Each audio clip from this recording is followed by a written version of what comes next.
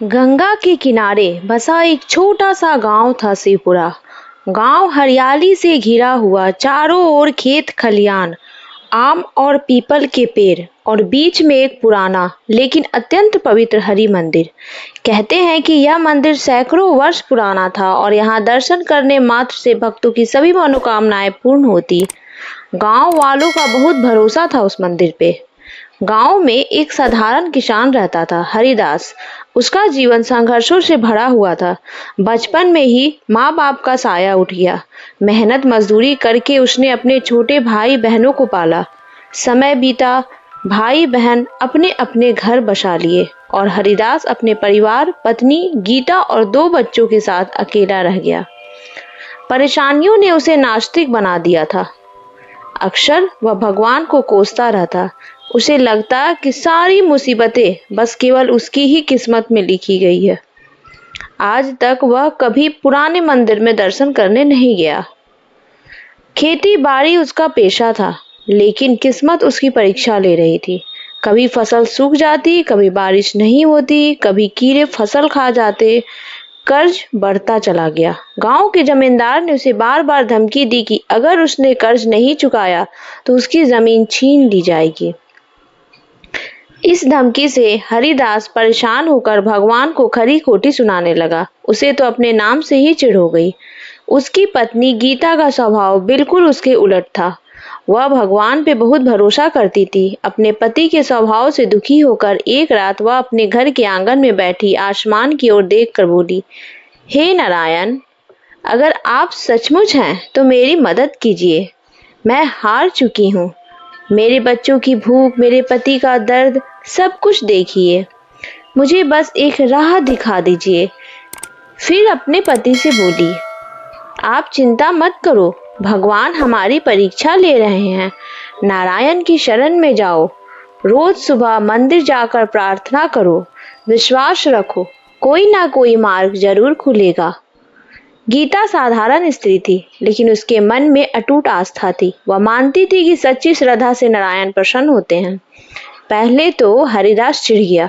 उसे भरोसा ही नहीं हुआ, पर पत्नी के बार बार कहने पर मान गया। मुसीबतें तो ऐसे भी खत्म होने वाली है नहीं, खुद ही सच जान लेगी। यही सोचकर अगली सुबह हरिदास मंदिर गया। वहां बूढ़े पुजारी रामानंद बाबा हमेशा की तरह नारायण का भोग लगा रहे थे। हरिदास ने चरणों में गिरकर अपनी व्यथा सुनाई।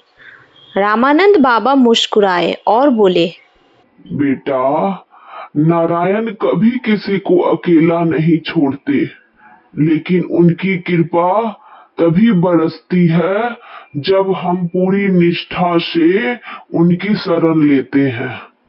तू रोज इस मंदिर में आ, सुबह शाम भजन कर और दूसरों की सेवा कर। विश्वास रख, तेरा जीवन बदल जाएगा। हरिदास ने बाबा की बात मान ली। वह रोज मंदिर जाने लगा, भजन गाने लगा और गांव की जरूरतमंदों की यथासंभव मदद करने लगा। धीरे धीरे उसके मन में शांति आने लगी, उसका स्वभाव बदलने लगा। लेकिन किस्मत इतनी जल्दी कहाँ बदलती है। भगवान किसी भी मनुष्य की उसकी सहन शक्ति तक परीक्षा लेते हैं। उसी साल भयंकर सूखा पड़ा।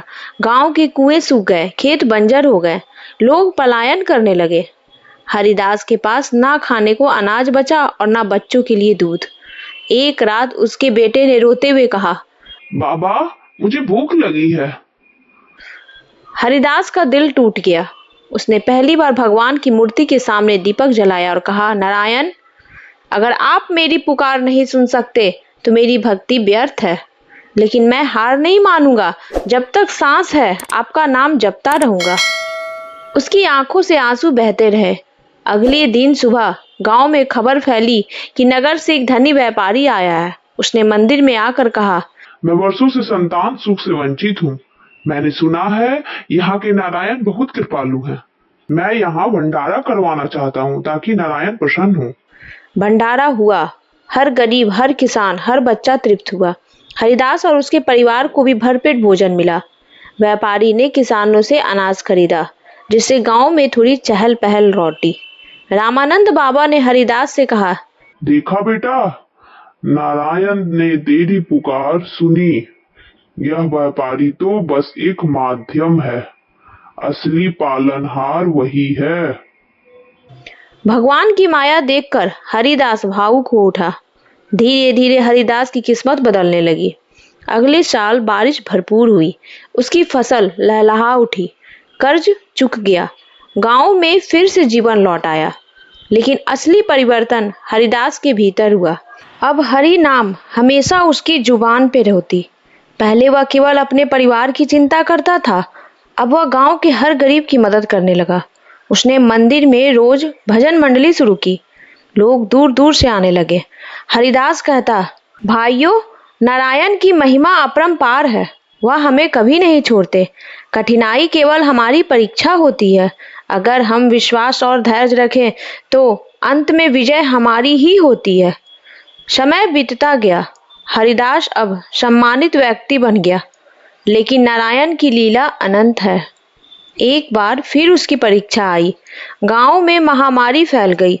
लोग बीमार पड़ने लगे। हरिदास के दोनों बच्चे भी उस बीमारी की चपेट में आ गए। गांव के वैद्य ने हाथ खड़े कर दिए। गीता रोने लगी। नारायण ने हमें सब कुछ दिया है, क्या अब वे हमारे बच्चों को छीन लेंगे? हरिदास ने दृढ़ स्वर में कहा, नहीं गीता, नारायण कभी अन्याय नहीं करते। यह समय भी बीत जाएगा।